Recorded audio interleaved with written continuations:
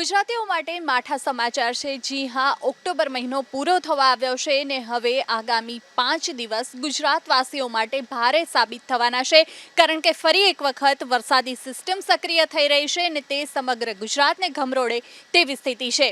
આગામી 24 તારીખથી આ પરિસ્થિતિ સર્જાવાની છે। વિંડીના માધ્યમથી સમગ્ર સ્થિતિને આપણે સમજવાનો પ્રયાસ કરીએ તો અત્યારે જે 24 તારીખ આજે 23 છે અને આવતીકાલે જે આ વરસાદી સિસ્ટમ છે એ સક્રિય થઈ રહી છે અને આ વરસાદી સિસ્ટમ સક્રિય થઈને ગુજરાતને ગમરોડવા માટે આગળ વધતી દેખાઈ રહી છે। 24 તારીખ જેમ જેમ પસાર થશે તેમ તેમ જે વરસાદી સિસ્ટમ છે એ પણ ગુજરાત બાજુ આવી રહી છે। દક્ષિણ ગુજરાતમાં ખાસ કરીને 24 તારીખ આજુબાજુ જે વરસાદી સિસ્ટમ છે તે પ્રવેશી જશે અને ધીરે ધીરે દક્ષિણ ગુજરાતમાં પોતાનો કહેર વર્તાવે તેવી સંભાવના વિંડીના માધ્યમથી હાલ દેખાઈ રહી છે। ત્યાર પછી 25 તારીખની વાત કરીએ તો 25 તારીખે દક્ષિણ ગુજરાત અને સાથોસાથ સૌરાષ્ટ્રના દરિયાકાંઠા પર પણ વરસાદી સિસ્ટમનું એટલે કે વરસાદનું જોર જોવા મળશે।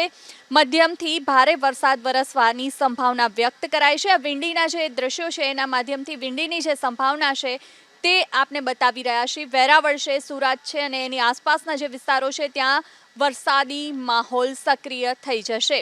25 તારીખે ધીરે ધીરે સિસ્ટમ આગળ વધશે અને ત્યાર પછી સુરત, વેરાવળ, જામનગર, અમદાવાદ અને એટલે કે મધ્ય ગુજરાત અને દક્ષિણ ગુજરાત અને સૌરાષ્ટ્ર આ સમગ્ર જે પટ્ટા છે ત્યાં વરસાદી માહોલ જોવા મળશે।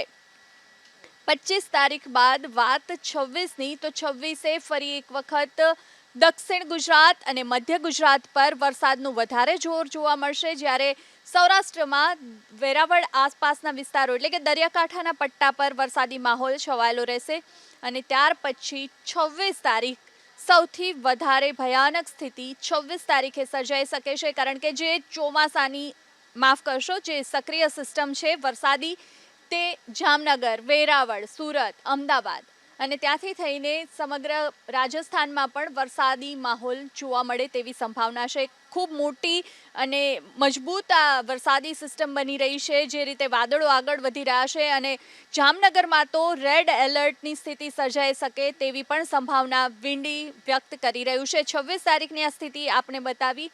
26 તારીખ પછી 27 તારીખે જામનગર અને વેરાવળ, સુરત, અમદાવાદ અને આ તમામ વિસ્તારો છે એની આસપાસના વિસ્તારોમાં પણ એટલે જામનગર, રાજકોટ, ભાવનગર, વેરાવળ, ગીર સોમનાથ, જૂનાગઢ, સુરત, વલસાડ, નવસારી, અમદાવાદ, નડિયાદ, ગાંધીનગર તમામ જગ્યાઓ પર ભારે વરસાદ ખાબકવાની સંભાવના છે 27 તારીખે અને જામનગરથી અમદાવાદની વચ્ચેનું એટલે કે સૌરાષ્ટ્ર અને મધ્ય ગુજરાતની વચ્ચેનો જે પટ્ટો છે ત્યાં રેડ એલર્ટ એટલે ભારેથી અતિ ભારે વરસાદ વરસવાની સંભાવના છે।